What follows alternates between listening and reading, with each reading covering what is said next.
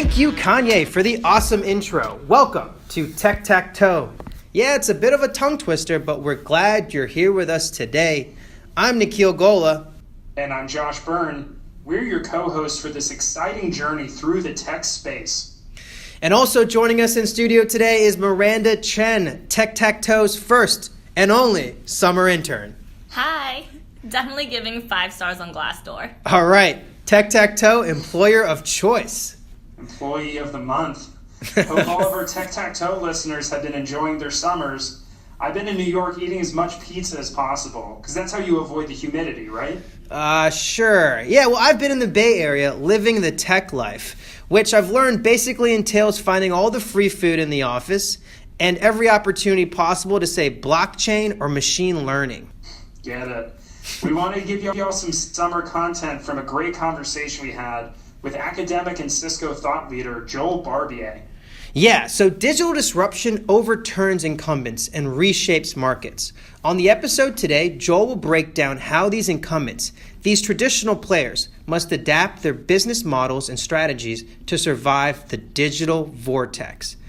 Hey Miranda, what's the first thing that comes to mind when you hear digital vortex? Back to the Future. Or that vacuum that works on its own. The Roomba. Yeah, it's kind of like the Roomba, isn't it, Josh? It's exactly like the Roomba, exactly. Joel does a great job breaking down these concepts into really digestible bits. Think of this episode as Digital Disruption 101. When we talk about incumbents and digital disruptors, think Blockbuster and Netflix. Think taxis and Uber. Or The Daily and Tech Tac Toe. We're coming for you, Michael Balbara. All right, so folks, sit back, relax, and join us as we enter the digital vortex. Hit it, Yeezy. Easy. Yeezy! Our special guest today is Joel Barbier. Joel is currently a director in Cisco's operations group and a visiting faculty member in Cisco's Global Center for Digital Transformation. In his 19 years at Cisco, Joel has worked in many roles, including finance, IT, program management, and thought leadership. As a thought leader, Joel has helped build Cisco's point of view on digital disruption and has recommended technology strategy for many Fortune 100 customers to help them navigate the digital frontier. In his long career, Joel has worked in the US and abroad at Oracle, L'Oreal, Mars, and Engie, a French utility company. So thank you so much for being with us today. How you doing, Joel? I'm well. Thank you for having me. Welcome to the pod. So we have Joel out here in sunny San Jose and Josh joining us from New York. How's it looking out there? It's a little toasty, a little humid. Not sure if you remember how that is, but getting through. I haven't seen a cloud in the sky all summer, but I'm looking forward to seeing what they are again soon. Okay, so for a while now, Cisco has been focused on the impact of digital disruption and its ability to overturn traditional players and completely reshape markets. This has led to a partnership with the International Institute for Management Development to create a research hub called the Global Center for Digital Business Transformation, the DBT Center. One output of the DBT Center is a book called The Digital Vortex. So this digital vortex, it's not the name of the next Star Trek movie, is it? Joel, what exactly is the digital vortex? Well, the digital vortex is an image, really, as disruption is essentially changing the competitive landscape across industries. We're using this image, this natural phenomenon of an irresistible force that's pulling every organization towards a middle where everything that can be digitized is digitized. So it's this image of a tornado that's essentially showing how organizations are converging towards digital. A tornado and objects caught in a tornado may collide and break. And similarly, we're seeing an unbundling of industries. And of course, it's happening faster and faster, and it's very hard to predict. It's very chaotic. Wow, okay. Sounds like a lot of turbulence. Yeah, it sounds like technology meets like a Michael Bay movie or something. Very exciting. I'd love to hear which industries you think are most at risk of this disruption. So companies whose offers, products, services can be digitized are the ones most likely to be impacted. In fact, our own industry, technology, product, and services, is at the forefront of disruption. Others, like media and entertainment, if you look at what Netflix is doing, for example, are changing very quickly as well. Companies like telecommunication companies have experienced disruption for probably 2 decades now. Other companies,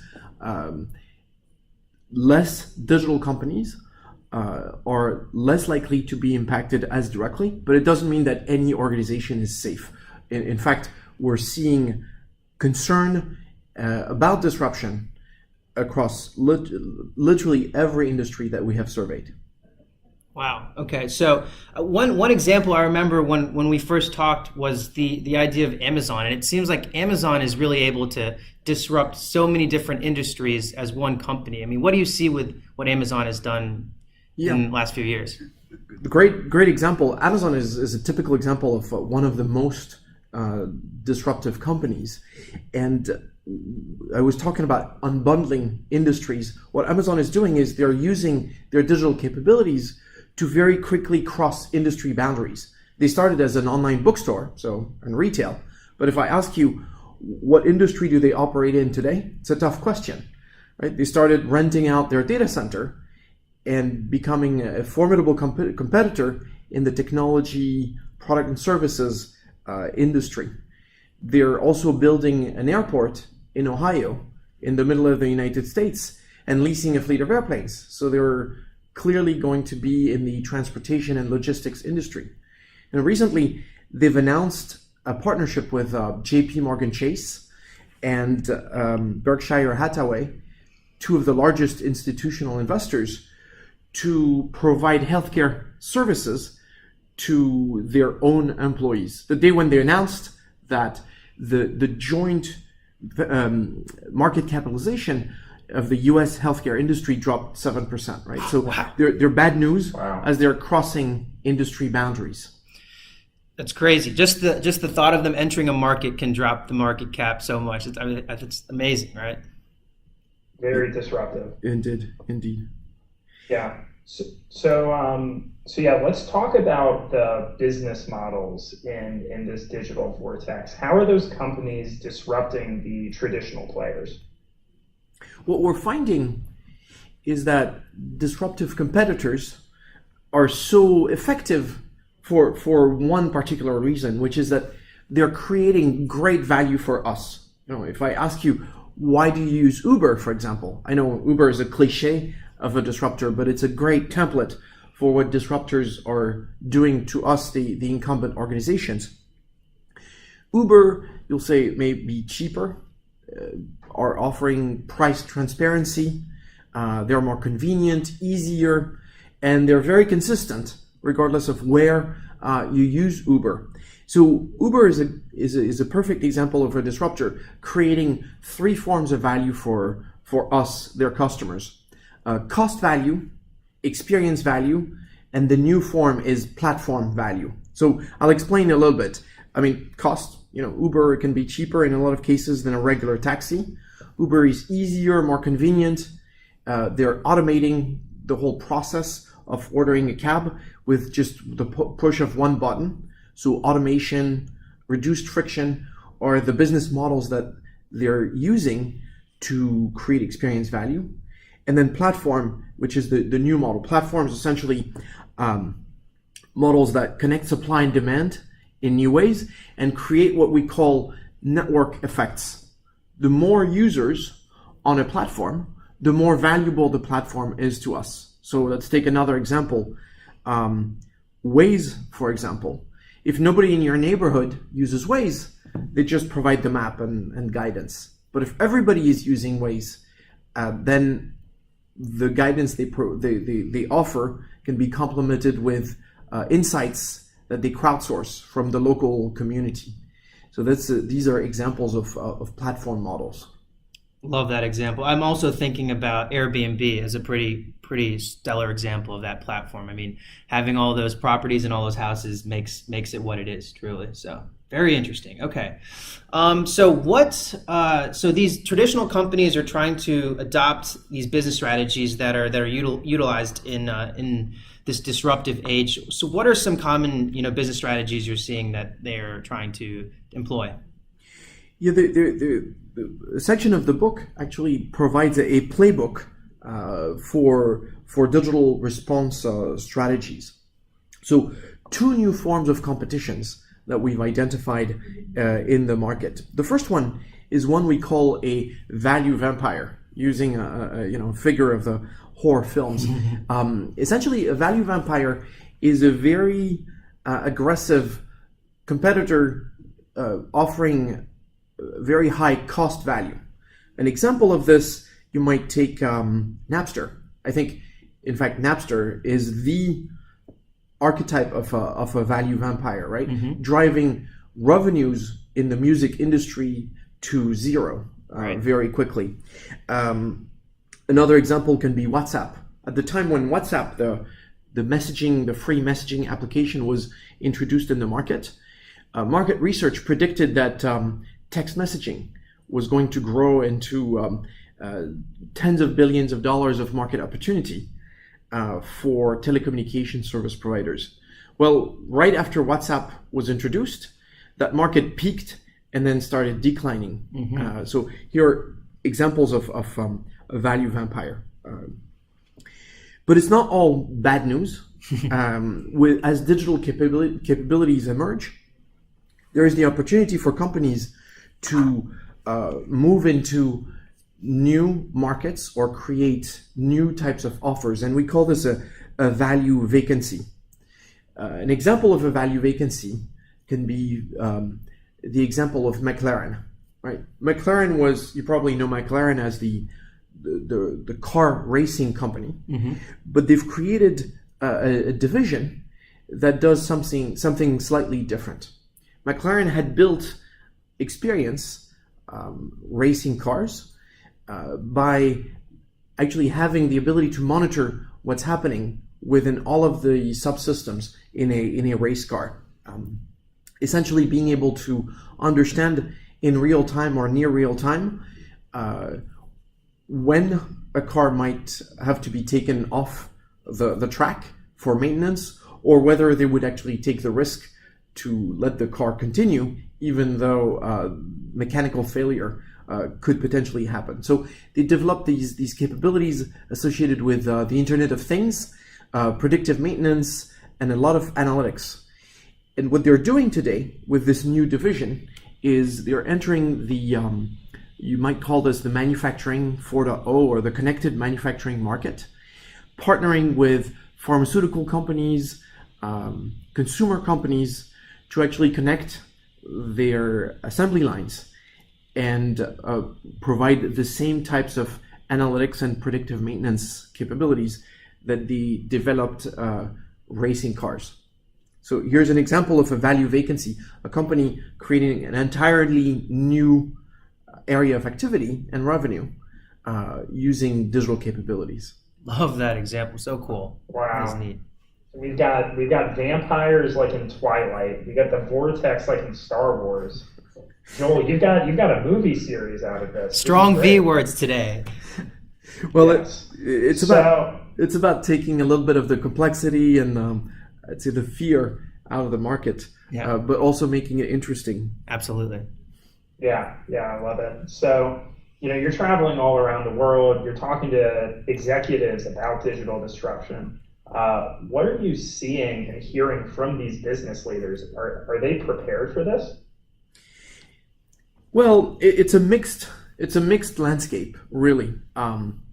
Two things. One, drawing from our initial research, we're finding that the awareness of the threat of digital disruption is increasing significantly. In fact, 41% of the companies we've surveyed think this digital disruption, this intensifying digital competition, is a threat to their very existence.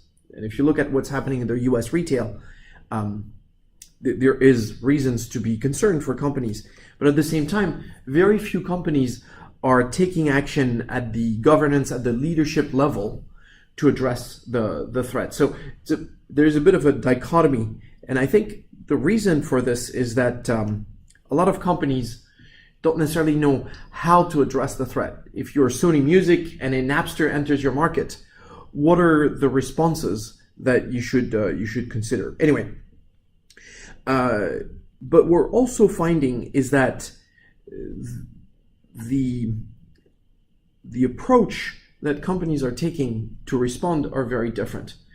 Startups typically say that their advantages are that they are fast, they're innovative, they can experiment and take risks, while the incumbents, the large enterprises, typically rely on things like brand value, customer base, access to capital as their competitive advantage. But what we're finding is that these advantages are typically eroding. Take access to capital, for instance. We're no longer in a time of capital constraints. In fact, hundreds of billions of dollars are coming into the market to fund technology ventures. I'm sure you're familiar with the term unicorns, right? There's more than 200 unicorns today, privately owned companies whose valuation has estimated valuation has exceeded $1 billion. Take brand value. You were talking about Airbnb earlier. I think today the market capitalization of Airbnb is comparable to the one of Marriott and Hilton hotels combined, right? So market entrants that are very recent are able to very quickly create very large brand value opportunities. And then if you think of capital, typically, sorry, I didn't mean capital. I meant customer base. If you think of a very established bank in the US, JP Morgan Chase, I think they have about 40 million digital banking customers, and they've been around for more than a century. They practically invented capitalism. If you look at a company like Alipay, the mobile and smart payment arm of Alibaba, the e-commerce company in China, they have 450 million customers. So all of our research points to the fact that the traditional advantages of incumbents are eroding. They're still valid, but they are eroding. What we think, in fact, is the key differentiator in this market is what we call digital business agility. The one thing that startups have that most incumbents don't have is this speed, this ability to very quickly capture opportunities, value vacancies, or fend off threats, value vampires. And of course, imagine, right, if you are Airbnb, you're just a software digitally native model. It's very quick to roll out new capabilities because unlike Hilton hotels, you don't own hotels or you don't hire staff to maintain these hotel properties. So typically, we're finding that disruptors are a lot more agile than incumbents. And so the whole second half of the book goes into studying what are the organizational capabilities that make up agility. And we think it's a set of 3 organizational capabilities that have to work together.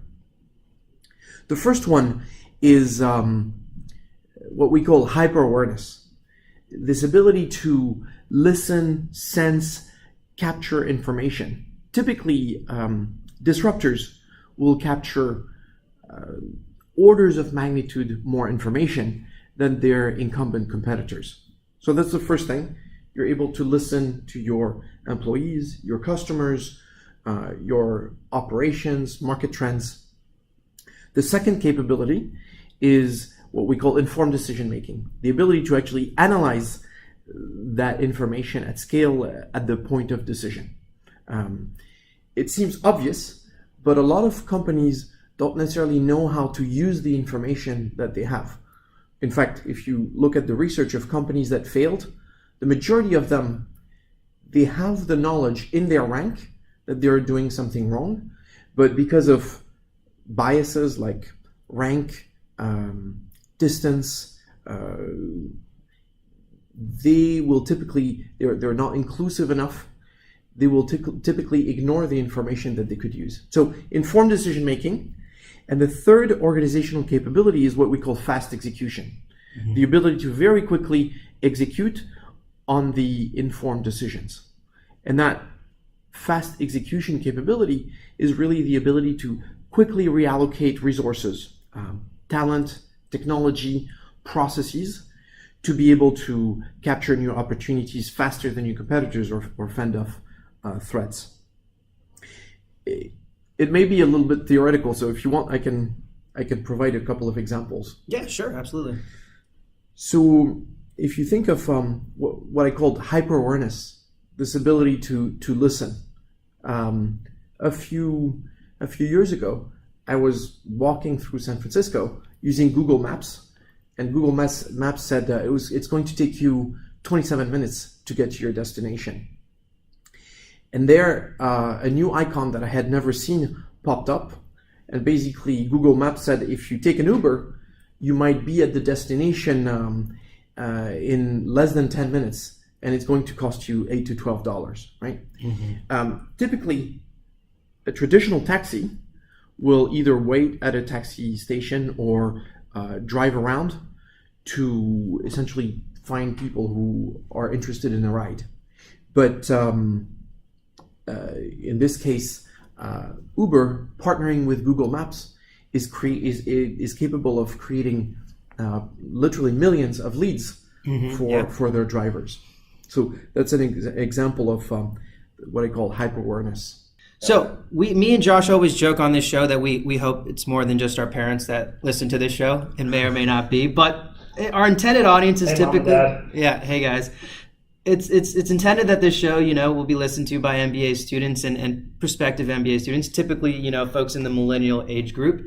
So what, Joel, is your advice for how we can help organizations as we, leave business school and become part of these organizations that will be digital disruptors and hopefully not be digitally disrupted? What millennials can do is key. We're finding in our research is that there is a major shortage of talent, of digital talent.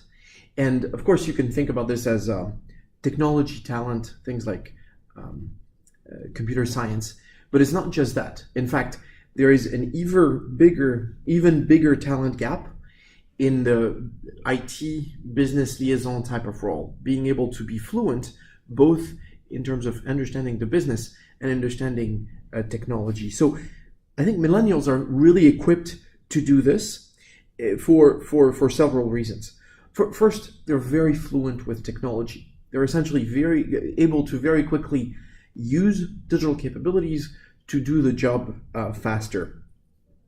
I think we talked about digital business agility, and digital business agility requires a different way of working, from vertical, functional silos, hierarchical, to a much more horizontal way of working across the value chain in a business, essentially working on joint outcomes across a company's silos. And I think the millennials, with their agile use of technology, are actually able to do this, being very autonomous, operating much more under a shared vision, than under sort of a step-by-step guidance or being micromanaged. So I think millennials have a lot to bring. We typically hear the wrong questions in the market.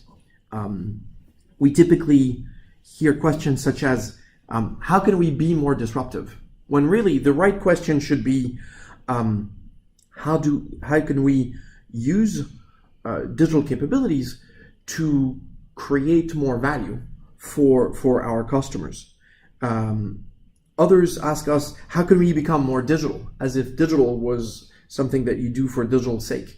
A better question might be, how do we use technology capabilities to improve the performance of the company? The question is still the same, right? You want to improve performance and value for customers, or how can we build a digital strategy when really there should be two strategies for a company, right? There should be a use of digital capabilities to build an agile strategy.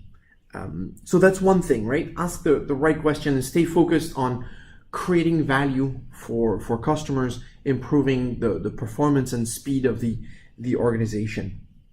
The second one is, if you don't read Digital Vortex, I'm going to summarize it here. So 4 key constructs in the book. One, this image of a tornado essentially describes a situation where digital competition is intensifying. 2, what we're finding is that it's not just technology, it's a mix of technology and business model innovation that allows companies to create new forms of value for customers. Cost value, experience value, and platform value. And platform is the new model. 3, the book essentially offers a digital response strategy playbook, looking at defensive and offensive strategies that companies may have taken to respond when a digital disruptor enters their market, or when there is all of a sudden a new opportunity. And 4, what are the organizational capabilities that disruptors have that incumbents need to emulate? And we think it's essentially agility. The one thing that disruptors have that most incumbents don't have is this speed, this digital business agility, to capture opportunities faster than your competitors. So the book goes into what the organizational capabilities are to create agility, and we think it's this hyper awareness, the ability to listen and capture more information, informed decision making, the ability to analyze this information at scale and bring it quickly to the point of decision, and 3, fast execution, the ability to move resources quickly to capture opportunities. And of course, these 3 have to work together in sort of a virtuous cycle. Very cool. Maybe one more aspect, and this is not in the book. This is actually where we're focusing the research going forward. So our customers are finding this Digital Vortex insightful, right? If you're a Hilton hotel, understanding the mechanics of how Airbnb is disrupting the market is useful in terms of understanding what capabilities to emulate. But increasingly, what we're hearing from the thousands of executives that we're engaging with is that while they understand the direction of and what's happening in the market, it doesn't help them address how to transform. And so transforming an organization is hard, and that's nothing new. If you look at research done by Cotter at Harvard 20 years ago, he said that 80% of change management projects fail. More recently, McKinsey, Bain are pointing to the fact that only a fraction, 5 to 10% of digital transformation projects actually deliver the full value that they intended to deliver. And a lot of the current research points to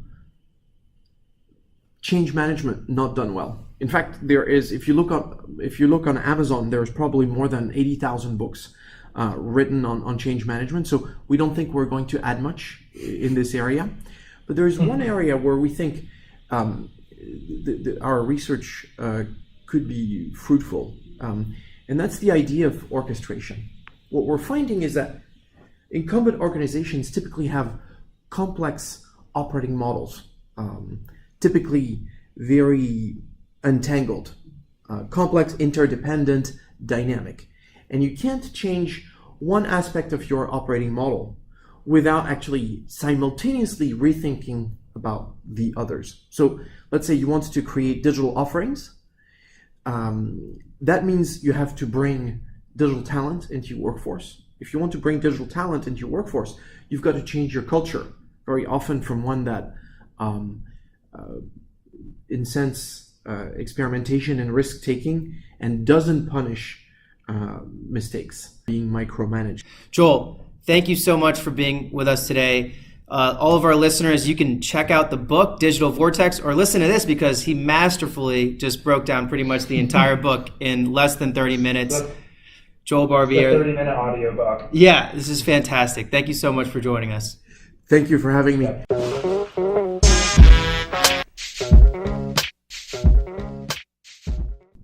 Well, there you go. Hope you enjoyed your time in the Digital Vortex. If you have any questions, comments, or general pats on the back, feel free to reach out to us at techtactoepod@gmail.com. Take it easy. Peace.